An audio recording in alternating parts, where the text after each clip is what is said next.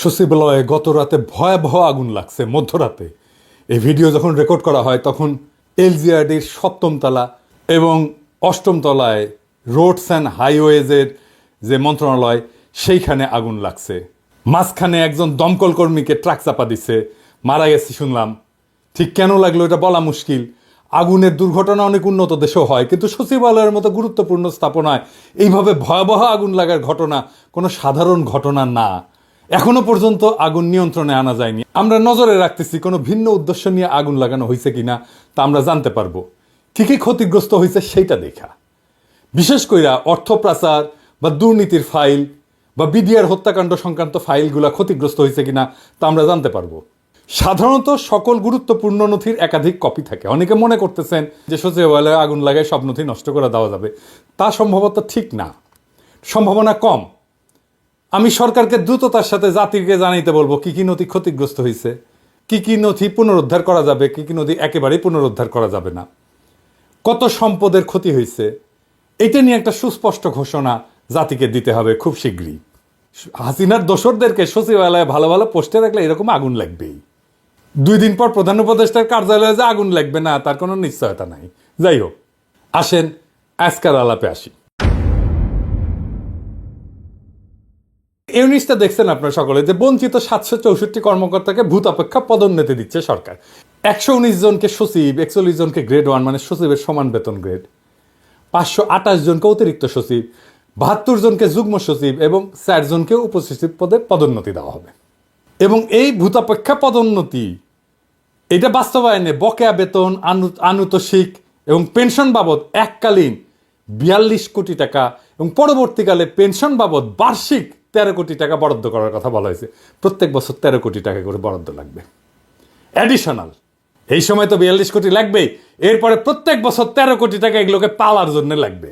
এই সরকারকে যে কি করা দরকার মাঝে মাঝে বুঝতে পারি না।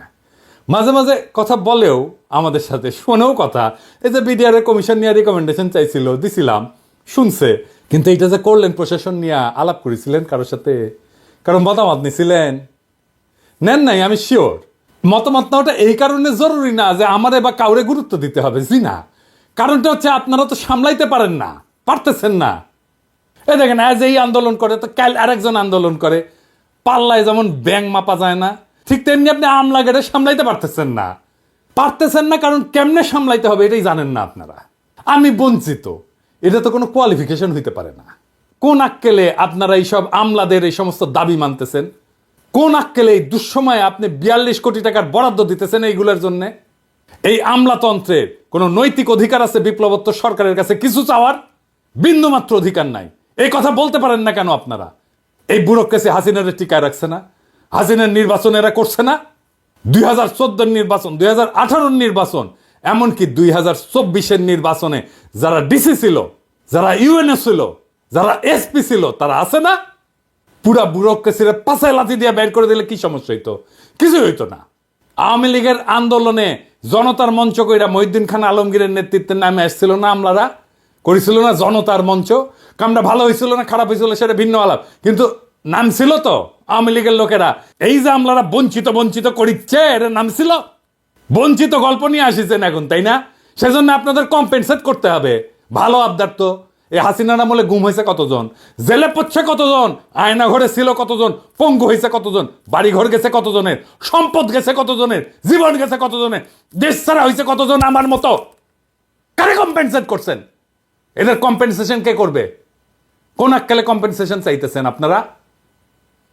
আর কোন আক্কেলে প্রফেসর ইউনূসের সরকার দিতেছে এই টাকা? শহীদ পরিবারকে প্রতিশ্রুত 30 লাখ টাকা দিতে পারে নাই, আহতদের সুচিকিৎসা করতে পারে নাই, পুনর্বাসন তো দূরের কথা। আর এই আমলাদের টাকা দিতেছেন 42 কোটি টাকা। টাকা কি খোলাম কুচি? এই আমলারা আবার নিতেছে হ্যাংলার মতো। লজ্জাও লাগে না আপনাকে? চিনেছেন সারা জীবন ঘুষের টাকা গোনা, আর লোভ ছাড়া তো কোনো বৈশিষ্ট্য নাই রে ভাই আপনাদের। কোন সরকারি কর্মচারীদের যদি সত্যিই কম্পেনসেট করতে হয় তাইলে সেটা সামরিক বাহিনীকে করতে হবে। সামরিক বাহিনীর নির্যাতিত, বঞ্চিত, চাকরিচ্যুত অফিসার সৈনিকেরা এই লড়াইয়ে ছিল, ভূমিকা রাখছে যে যার অবস্থানে থেকে। এরাই গুম হয়েছে, এরাই চাকরিচ্যুত হয়েছে, এরাই দেশ ছাড়া হয়েছে। একজন আমলা গুম হয়েছে, একজন আমলা জেলে গেছে, একজন আমলার চাকরি গেছে। এরা দেশে বিদেশে থেকে বিরচিত ভূমিকা রাখছে। শুধু তারাই না, তাদের পরিবার নিয়ে ডিএইচএস এ মিছিল করেছে, সাবেক আর্মি চিফ সহ সিনিয়র অফিসাররা প্রকাশ্যে মিটিং করেছে, বিবৃতি দিছে, সমাবেশ করছে। দেখেন ইকবাল করিম ভুইয়া কি কইতেছেন। 4ই আগস্টের কথা এটা। দেশের নীতি নির্ধারকরা যদি বিবেক, বুদ্ধি ও হৃদয়হীন হয়ে না পড়তেন, তাহলে গত কয়েক সপ্তাহে বাংলাদেশের ইতিহাসের সবচেয়ে বড়, করুণ ও মর্মান্তিক এই হত্যাকাণ্ড সমূহের ঘটনাগুলো ঘটত না। সুস্থ মস্তিষ্কের কোনো বিবেকবান মানুষের পক্ষে দেশে এমন একটা যুদ্ধ পরিস্থিতি মেনে নেওয়া সম্ভব না। আমরা নিজেরা নিজেদের সাথে যুদ্ধ করতে পারি না। আমাদের দেশটাকে, এই প্রিয় রাজধানী ঢাকা ও জেলা শহরগুলোকে যুদ্ধক্ষেত্রে পরিণত করতে দিতে পারি না। তাই আজ এখানে দাঁড়িয়ে ব্যর্থহীন ভাষায় বলছি, ইনশাল্লাহ তা আমরা করতে দেব না। সকল শ্রেণী ও পেশার মানুষকে সাথে নিয়ে ঐক্যবদ্ধভাবে শান্তি প্রচেষ্টায় সচেষ্ট থাকবে। এই জনপ্রিয় সাবেক সেনা প্রধানকে আমাদের সবার কৃতজ্ঞতা জানানো উচিত।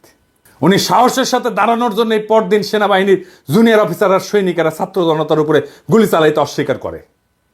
পরদিন যদি গুলি চলতো, জেনারেল ইকবাল করিম ভুইয়া কয়েকজন সিনিয়র অফিসারদের নিয়ে আর্মি কনভয়ের সামনে দাঁড়াইতেন।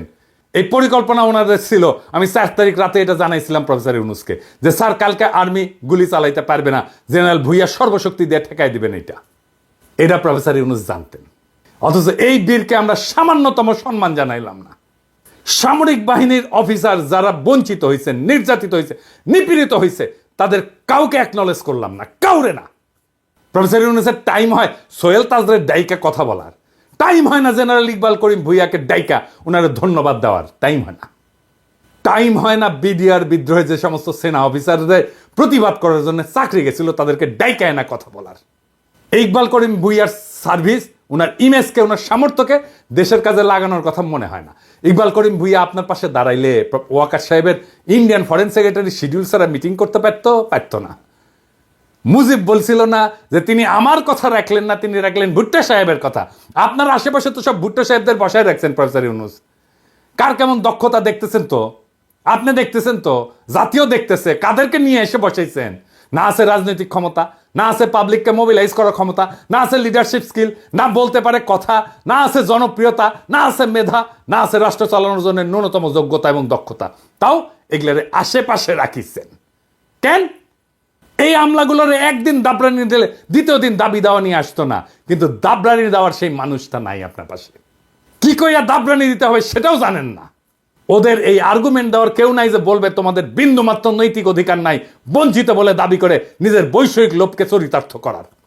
কিছুই করো নাই তোমরা, করছো তোমরা এই রেজিমকে হটাইতে কিছুই করো নাই। এটা খড়ের টুকরা ভেঙ্গে 2 ভাগ করো নাই। তাও তোমাদের জন্য জনগণের 42 কোটি টাকা খরচা হবে। এটা কে বলবে? যাদের ডাইকায় না আপনি প্রশাসন সাজাইছেন তারাই তো বলবে, নাকি আমরা কয়া দিব? আর রাষ্ট্রীয় সম্পদের 42 কোটি টাকা তো আপনার বাপের জমিদারির টাকা না রে ভাই, যেভাবে বিলাইবেন।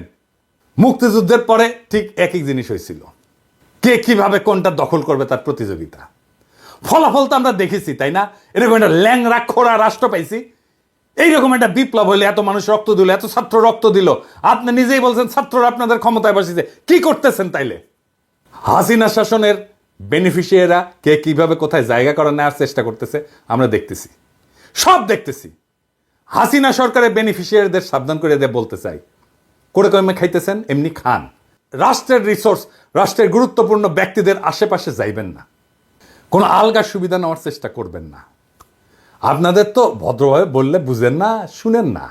লোভ তো 2 চোখ ভরা চকচকা লোভ। মায়ের বুঝেন, মায়ের ভার্চুয়াল মায়ের না, একদম লাঠি দিয়া মায়ের বেদম পেটানো হবে, একদম ধরে রাস্তায় ফেলে পেটানো হবে। ওইটা করতে পারবো আমি, ওইটা করা হবে, কেউ বাঁচাইতে পারবে না। আগে থাকতে সাবধান হয়ে যান। আমি আর ইলিয়াস বলছিলাম শহীদ পরিবারদের প্রতিশ্রুত 30 লক্ষ টাকা দিয়ে দিবেন, 2 মাস সময় দিছিলাম। আজকে আবার মনে করাই দিলাম প্রফেসর ইউনূসের সরকারে। এই প্রসঙ্গে আজকে আমার ফাইনাল আলাপ। জুলাই আগস্ট বিপ্লবের আহত আর শহীদ পরিবারের দায়িত্ব আর পুনর্বাসন নিয়ে আপনাদের দীর্ঘসূত্রিতার পরিকল্পনাহীনতা ক্ষমাহীন পর্যায়ে পৌঁছাইছে। আপনাদের না আছে পরিকল্পনা, না আছে উদ্যোগ, না আছে সেন্সিটিভিটি। আমি সুইডেনেও জুলাই ফাউন্ডেশনের জন্য অনুদান দেওয়ার ব্যাপারে ক্যাম্পেইন করে আসছি। আপনারা যদি কাজটা শুরু করার আগে আলাপটা করতেন তাহলে আরো ইনোভেটিভ আইডিয়া, সৃজনশীল আইডিয়া দিতে পারতাম। ওটা তো করবেন না, আমাকে তো মানুষ বলে মনে করেন না। বিপ্লবের স্টেক হোল্ডার বাদ দেন, মানুষ বলেই মনে করেন না আপনারা। আমাদের সমাজের একটা শক্তি আছে, সেই শক্তিকে কাজে লাগাইতে হইতো, সেটা করলেন না, শুনলেনও না কিভাবে এটা করা যায়। এখন পারতেছেন না, না পারতেছেন চিকিৎসা দিতে আহতদের, না পারতেছেন শহীদদের পরিবারদের পুনর্বাসন করতে। আমি নিজে ব্যক্তিগতভাবে 2টা পরিবারের দায়িত্ব নিছি, আনাসের পরিবার আর রাখির দায়িত্ব নিছি বাবা হিসাবে। আনাসের বাবা একটা সম্মানজনক চাকরি করতেছে, রাখি এখন চাকরি করতে পারবে না, কারণ ওর বাচ্চাটা ছোট। তাই আমি ওর পুরা পরিবারের দায়িত্ব নিছি।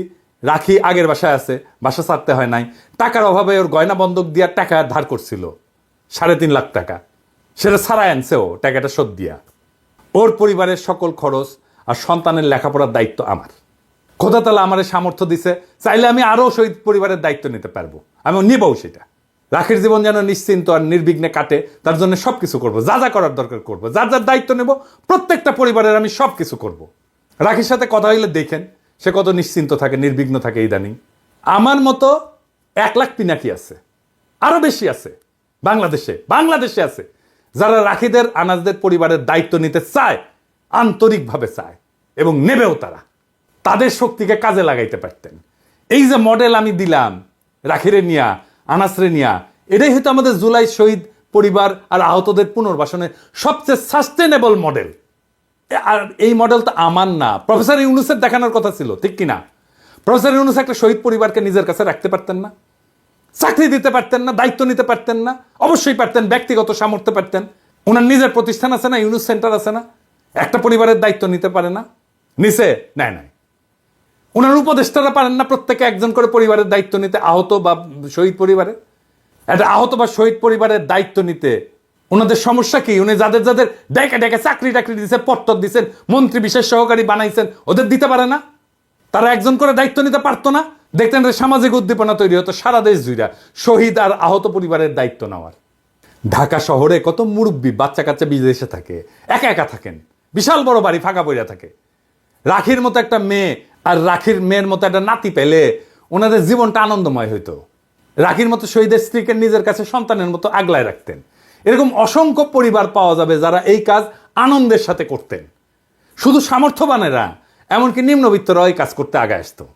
আমার বাবা তো দরিদ্র স্কুল টিচার ছিল, আমাদের বাসা পুরাই দিছিল 71-এ। আমরা রান্নাঘরে থাকতাম, বাসার রান্নাঘরে থাকতাম একটা ঘরে। সেই বাসাতেও একটা বিহারি পরিবারকে আশ্রয় দিছিলেন বাবা, আমাদের সাথেই থাকতো। পরিবারের শেষ সদস্য একটা মেয়ে ছিল, আমি দিদি বলে ডাকতাম। উনি জীবনের শেষ দিন পর্যন্ত আমাদের বাসাতেই ছিলেন এবং আমাদের বাসাতেই শেষ নিঃশ্বাস ত্যাগ করছেন। আমিও তারে বড় বোনের মতোই দেখতাম, উনিও আমার ছোট ভাইয়ের মতোই স্নেহ করতেন। মির্জা ফখরুলের বাসায় শুধু ওবায়দুল কাদের থাকবে কেন? একটা শহীদ পরিবার আশ্রয় নিতে পারে না? যে মির্জা ফখরুলের বাসায় তো আছে না ওবায়দুল কাদের, পালাবো না? দরকার হলে মির্জা ফখরুলের বাসায় গিয়ে থাকবো। কি থাকতে দেবেন? ঠাকুর গায়েটা বাড়ি আছে না, এই যে দেখেন। পালাবো না, কোথায় পালাবো না, প্রয়োজনে ফখরুল সাহেবের বাসায় গিয়ে উঠবো। কি জায়গা দেবেন? না হলে ঠাকুর গায়ের বাড়ি আছে, ওই বাড়িতে গিয়ে উঠবো। নির্বাচন করে তো মাথা খারাপ করে দিতেছেন সবার। তো দায়িত্বটা কি নিছেন বলেন? দায়িত্ব কি নিছেন? সব দলের এমপি ইলেকশনের নমিনেশন যারা নেবেন তাদের দেখাইতে হবে কোন শহীদ আহত পরিবারের দায়িত্ব নিছেন। দল থেকে না কি দিচ্ছেন সেটা না, আমরা জানতে চাই আপনি নিজে কি করছেন, নিজে ব্যক্তিগতভাবে কি করছেন, আপনার বাসায় আছে কিনা। আগামী বাংলাদেশ সেই নেতা চায় যারা কথায় না কাজে বড় হবে। কাজ দেখান, দায়িত্ব নিতে পারেন। এটা শহীদ পরিবারের দায়িত্ব নেওয়ার হ্যাডম নাই, দেশের দায়িত্ব নেবেন। হ্যাঁ, খারান হাইচানি আর কেউ আমাদের ধরেন, আগে দেখান আপনারা পারেন দায়িত্ব নিতে, তারপরে ভোট চাইতে আসেন। আর মনে রেখেন, আগামীর বাংলাদেশ চালানো আপনাদের জন্য কেক ওয়াক হবে না, মাখনের মধ্যে দিয়ে হাঁটার মতো হবে না, পিকনিক হবে না। সংসদের বাইরে, রাজনৈতিক দলগুলোর বাইরে, মেরুদণ্ডহীন বুদ্ধিজীবীদের বাইরে, সুশীল সমাজের বাইরে অসুশীল ভয়েস থাকবে পিনাকি আর ইলিয়াসের মতো। এবং আমরা আপনাদের সব সময় দাবরানির উপরে রাখবো। এইটা মনে রেখেন, জনগণের কণ্ঠস্বর হিসাবে যেন সিধা রাস্তায় চলেন। সিরাতুল মুস্তাকিম। ইনকিলাব জিন্দাবাদ।